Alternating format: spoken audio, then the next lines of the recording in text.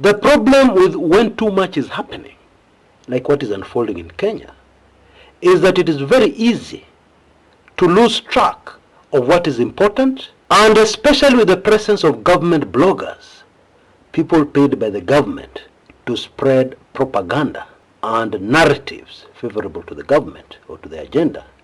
The problem with that is that people even now start focusing on sideshows, and they completely lose the big picture. They completely lose their way. And by the way, even us analysts are not immune to that. Yeah, many of us analysts have lost the way. We're busy analyzing sideshows while there's something very big brewing that we're ignoring. And let me take this opportunity to explain myself to my bosses. Oh yes, you know I'm on probation.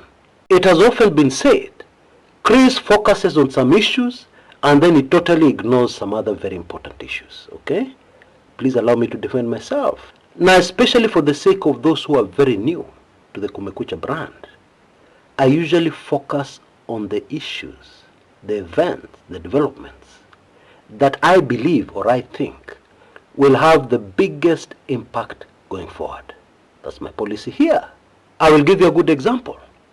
Yesterday, a man called Miguna was interviewed on Citizen TV.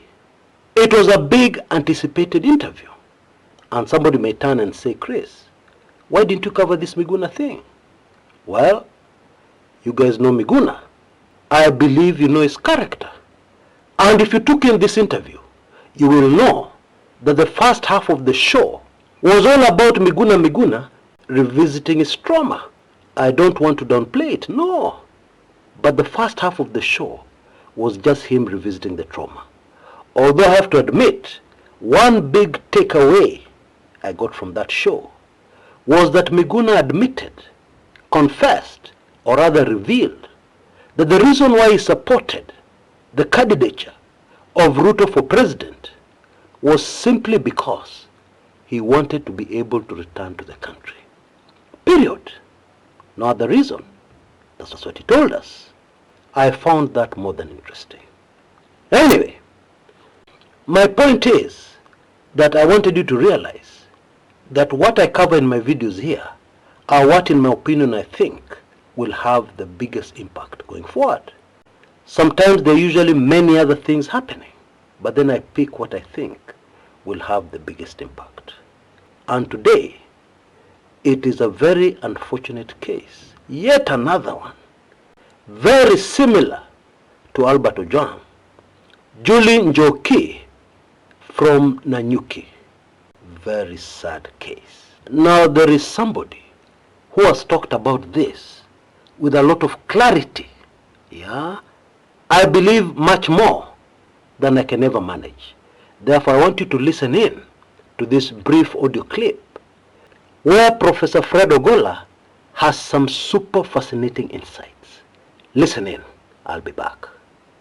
And I'm sure you know what's happening with Julie Njoki. Julie Njoki was arrested by the police in Nanyuki, taken to the police station, later taken to court and charged, and of course was released on a cash bail of 50,000 shillings. But because she could not afford the cash bail, she was to be taken back to the remand.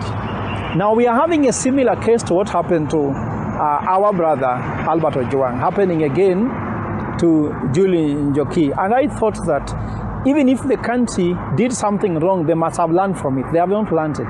The pattern of Julie Njoki is the same pattern as the death of Albert Ojwang. And I have a suspicion that there is something the police is doing systematically. How can something that happened in Nairobi now happen in Nanyuki, which is a very peaceful town? So the only mistake that is making Julie Njoki to lose her very precious life is that she could not afford 50,000 cash bail. Now my question is, what is it that Njoki has done to be given a 50,000 cash bail? How do you give somebody 50,000 cash bail that cannot afford? These politicians steal billions of shillings, 100,000 shillings cash bill, and they go home with billions of shillings to enjoy. Where corruption is profitable, for us is punitive, even to dissent against the government which is corrupt, which is killing people. If we do not find that DCI Otieno, who allegedly is the one who has led to the death of Julie Njoki. We have identified, his name is called DCI Otieno. He was the one who has claimed that she has killed herself, but she has been hit with head injuries to death. She was healthy. I've talked to some of the family members and close friends. She had any known disease that the family know of. She cannot die suddenly just by being in a cell. I've been in a cell 8 times, arrested by the same government. We didn't die unless we were beaten. If DCI Otieno has not been captured and he has told us who has actually given the instruction that they should be able to mess up with the precious life of Julie Njoki. Some people are giving narratives, that tribe. Injustice anywhere is injustice everywhere, because as you think it's not about you, it will catch up with you. This is something that annoys people to the core, because we have children, we have brothers, we have sisters. We can't accept this. DCI Otieno must be taken, and I don't want to hear that Langat is getting back to work on Monday. He cannot report back to work on Monday. If Langat reports back to work on Monday without answering the question that we are asking... Do you know what it tells us? Very clearly. I will tell you in a minute. First of all, I just want to check in on you and ask, have you tried Lemify, which is an app for transferring money? Yeah, our partners on this channel. They usually sponsor quite a number of videos on this channel, including this one. And you know, there are many advantages of using Lemify. Yeah, they have very good rates. The service is very easy to use. And then, if you use my code, Kumekucha, which you can see on your screens right now, you will be able to get a cashback. The details of that are in front of your screen. And that's not all. There is a draw. And all you have to do is use the service enough to be entered into this draw to win fantastic prizes. Therefore, I would highly recommend that you try Lemify today. Give them a try. Yeah? And in doing so, you will also be supporting our channel. Now, I want to ensure that you did not miss a certain English word the good professor used. Systemic. Systemic. Hey, you know the implications behind him using that word in relation to this latest Julie Njoki manenos are huge. What he's saying by using that word is that this thing is pre-planned. It is a system. There is an objective. It is going to happen again and again and again. It is part of a system. Systemic. Now, that is more than headline news. Hey! What? And don't forget for a minute, we are talking about the precious lives of Kenyans.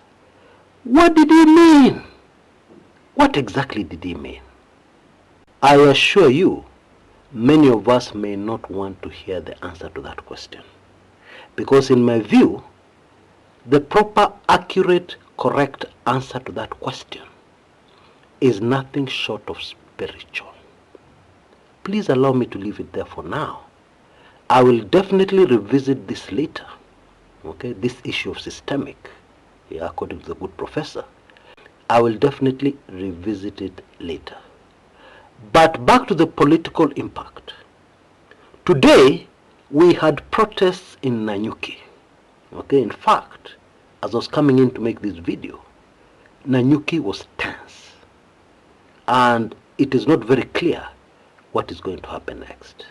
However, there is a very big danger that what is happening there over this Julie Njoki manenos, yeah, it is possible, note my choice of words carefully, it is possible that it could spiral, yeah, and spread and affect the rest of the country. You know, there is a senator from Kiambu called Bwana Paul Karungo Thangwa. Okay, since my new name is Kariuki, I have no excuses. I should be able to pronounce that properly.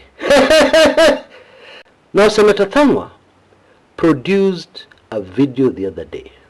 Very interesting stuff. I don't know if this person has studied acting and theater and stuff like that, because he had a cup of coffee or something like that. As he was giving us this story, very captivating story from history that makes history exciting and full of drama. The story of the former Romanian dictator, a man called Nicolae Ceausescu. Okay? Now, it is just fascinating how many similarities there are between Kenya today and Romania at that time, towards the end of the 80s, 89 I believe. And I have to admit that this is not the first time I'm hearing that comparison. Okay? There is somebody on the channel, he's called David. I believe he's a student of politics, like myself. He's very serious about these things. Ages ago, shot me an email and told me, Chris, hii maneno Kenya, vile inaendelea, is copy-paste of Romania and a man called Nicolae Ceausescu. Okay, that was a while back. And even then, I agreed with him. I mean, the similarities are just too many. Affordable housing, overtaxation, you name it. It's there in that story. And it's not a story, it happened. And it had a very bad ending. Yeah? For the dictator, Ceausescu. And I mention it in relation to this Julie Njoki Manenos. Yeah, because I have just said, it is possible that it could spiral out of control. Why? Because it is coming hot in the heels of other things which have been happening, especially which end up with the loss of precious young lives in our country. Something which, as you expect, is very emotive. And you know, the big tragedy about dictator Ceausescu is that he ignored the feelings of the people. He ignored the fact that the people were getting angrier and angrier. He even continued ignoring the people when they had completely lost it. You see, Romania was a very strict communist country. Yeah, and this man had ears everywhere. You were not allowed to speak bad about the government. The situation was much more repressive than even Kenya is today. But still, one day arrived when people had had enough. Walikuwa wametosheka na wameshiba, and they said enough is enough. And what unfolded? You can read the story yourself. It is part of history, political history, for those of us who are serious students of politics. And of course, it's going to make the good senator from Kiambu even more famous, because the execution, the way he told that story, he told it professionally, made it very interesting. Because the truth is, most of us find history boring. However, as I've always said on this channel, remember, history is a very important tool in political analysis, because it always ends up being super instructive. You know, I'm very curious and anxious to see the move of the Ruto regime next. Because as I pointed out in my last video, you can run out of moves. And I believe this regime right now has completely run out of moves. They are well and truly cornered. There is nowhere to go. Okay, that's what I believe. I know many of you may not agree with me. And therefore I'm very curious to see what they'll do next. Of course, one of the things they could do next is continue doing what they've been doing, and in fact be more repressive, rule Kenya with an iron fist. But if we refer back to this Romanian story, the effect of that was to bring down the dictator even faster and in a very brutal way. Or maybe they could soften things, play for time, okay? And that one, in my opinion, the level of anger that is in the country, it will not make any difference. Because Kenyans, too, have been cornered, and they're very angry. Actually, the best option, the most comfortable option for everybody, is for this regime to resign. There is no other way out of this one. Now, very quickly before I go, just a quick reminder, we're in the season of gifting Chris Kumekucha, and I need to mention again that this is especially relevant for those who may not have participated in our 20th anniversary Kumekucha brand celebrations recently in May. And it is totally voluntary, okay? It has to come from your heart, and of course I'll be very grateful because this helps me in what I'm doing here, which is not very easy. I totally understand if you don't see how it is not easy, but it is not easy, trust me. And therefore I really appreciate from the bottom of my heart this initiative, that was started by friends of Kumekucha, not me. Okay, you can see details on your screens right now. Asanteni sana in advance. God bless you mightily, and replenish your storehouse from whence you'll fetch your gift. Until next time, this is Chris Kumekucha.